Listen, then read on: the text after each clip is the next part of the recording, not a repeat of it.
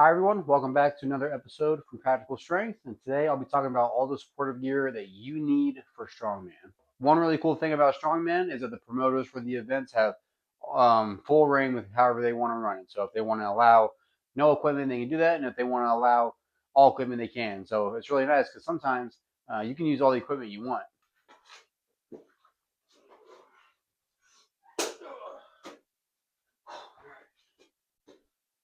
But just because you can doesn't mean you should. So first I'll talk about kind of the essential equipment you need, and then after that I'll go into more luxury items. If you can afford them, great. If not, it's not a big deal. So starting from the bottom up, shoes. So I use a pair of lifting shoes, or I use a pair of slippers like I'm wearing right here. Um, I'm not saying you have to have one or the other, but just a good pair of shoes that you can lift in and that you can move in. Sometimes I've used just a normal pair of tennis shoes for carrying events, but one of the main pieces of equipment that you're going to be wearing the whole day, more than likely at a strongman event, is going to be shoes. So I prefer a solid base platform shoe like this when I'm doing pressing events. Whereas for deadlift events, I prefer just a minimal shoe, or sorry, minimal foot covering there. That's just personal preference. You have to find out what you want there. Shoes, gotta have them. Second up is going to be knee sleeves. So these are just neoprene knee sleeves that you can get from most uh, strength stores. So SPD, Evolution Athletics. There's a bunch out there, but these are going to be essential, keeping your knees healthy and keeping them warmed up to help you for lower body events, carry events. I think typically I use this for any event, just to help keep my knees warm. And it's kind of a good thing, and that's a reoccurring thing for strongman events. If you're allowed to wear it, wear it. And if you got it, wear it. So take advantage of those rules there. Next up is going to be a good belt. So this is a lever belt from Rogue. If you're going to get a nice belt, it's going to probably be a lever belt or a pen belt like you would see from like a Pioneer belt. Um, but this one is 13 millimeters. That's going to be a typical standard for most lifting belts. The good thing about these lever belts is that you're able to have it be loose, and then when you're ready to do your event, you can just lock it in, and then it's tight and ready to go. The downside to this is the adjustments. Then you can't make them very fast on the spot. Whereas like a Pioneer belt, that's great.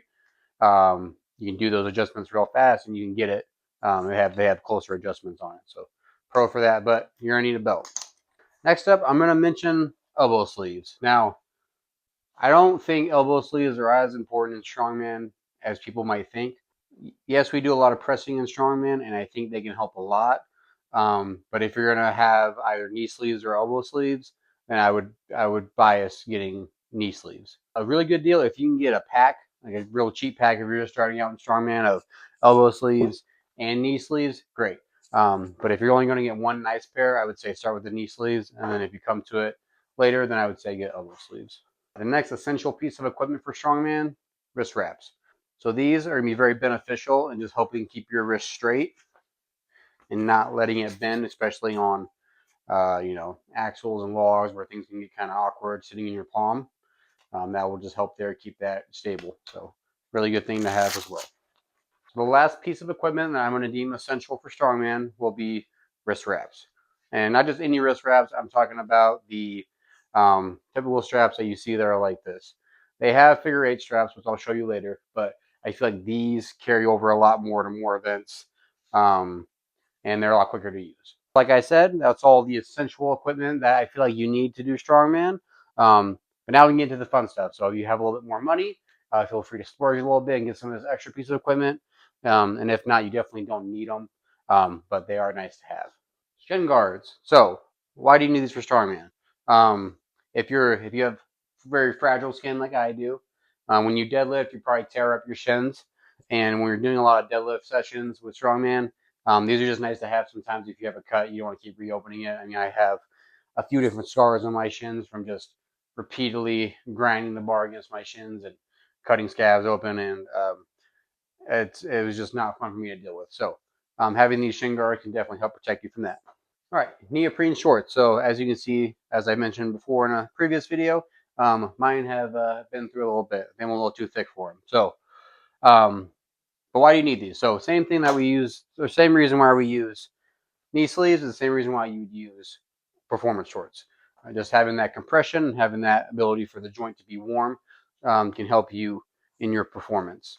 And as I said in a previous video, if you're going to get a pair of Evolution athletic shorts, definitely do not size down.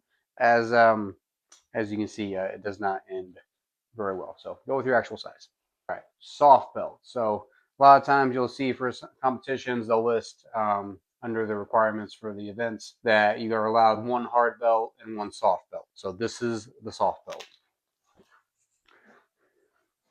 So what is the difference? So the difference between a soft belt and a hard belt, as you can see, and just where they're made, right? So this is more of that neoprene material, as sleeves and shorts are, whereas this is solid, it's leather, it's a lot more rigid. Typically, you will see people double up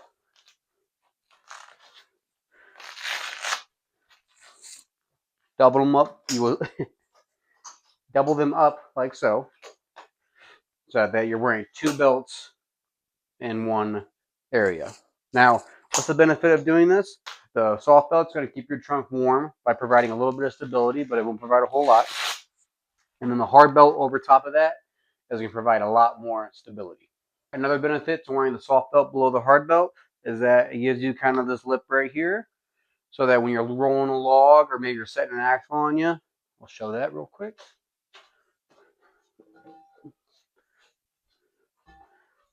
So like with an axle, when I go to set it on my belt, that's going to sit more on that neoprene belt than it is going to pinch my belly between my leather belt. So if you have a big power belly or a sensitive power belly, might be something you want to look into. If you know what I'm talking about, you're going to know that pinching is not very comfortable, and this isn't going to prevent that completely, but it will help it a little bit. All right, next we're going to talk knee wraps. I'm going to put each of these on, and then as I'm putting them on, you'll probably be able to see the difference. So knee sleeve. All right, that's it. I'm ready to go. Whereas knee wrap.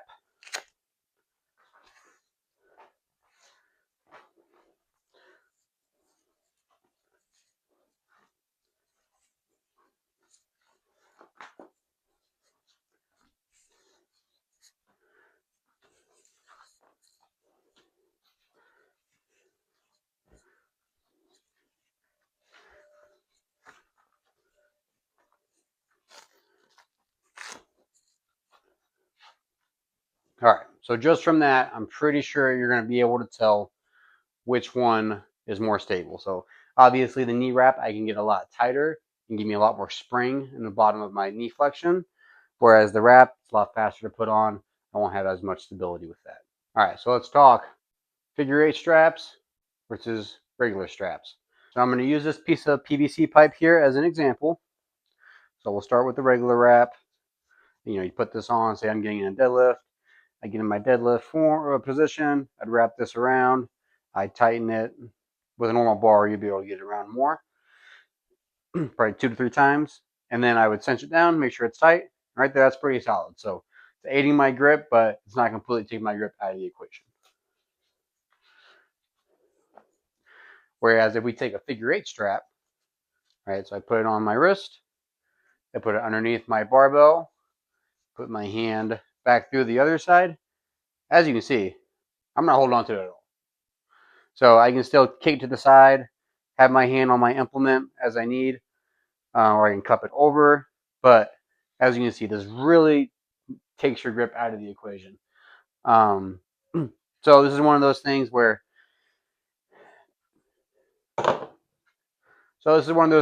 I would preference the regular strap over just because it can carry over to more events. Whereas the deadlift strap, if you're going to get two different sizes for if you're going to have axles versus regular bars, and some competitions may not even allow figure eight straps, so you just have to make sure you check your competition's rules. But again, if you're allowed to use it, and if it's going to help you, then do it. We're getting towards the end here, so these are stone sleeves. These are just a quality of life thing that you can wrap around your forearms and we'll buckle them in, but it does help to protect your forearms. So when you're lifting stones or other objects that are kind of abrasive, They can help protect your forearms from that. So if you're doing a lot of training, I recommend getting these. And I've never trained with Tacky personally, which is probably something I need to get experience in. But these can also help the Tacky from sticking to your skin and causing rashes and other stuff like that. All right, the last two things I want to mention here are grip shirts and grip shorts. So these have a sticky, well, I wouldn't call it sticky, but a rubber material on them that will make objects stick to you a little bit better. So like for log, shirt help, especially being able to roll it up, makes it a lot easier. Just because of the rubber on here will stick to the log and help you out there. It helps for circus dumbbell too. I've never tried it with stones, but it could help with that. And again, check your competition's rules because this is not allowed, or only specific brands are allowed. So just make sure you check that. All right, so that's going to conclude all the equipment you need for strongman. So again, remember to check your competition's requirements, check the rules, make sure what equipment you can wear, and if you have the equipment, wear it. Just try to take full advantage of that. But hope you guys like that. You can go ahead and leave a comment down below. Let me know if you want to see more videos like this or more of the training videos. Like, subscribe, all that stuff that gets repeated in every YouTube video. But thanks for watching. I hope to see you in the next one.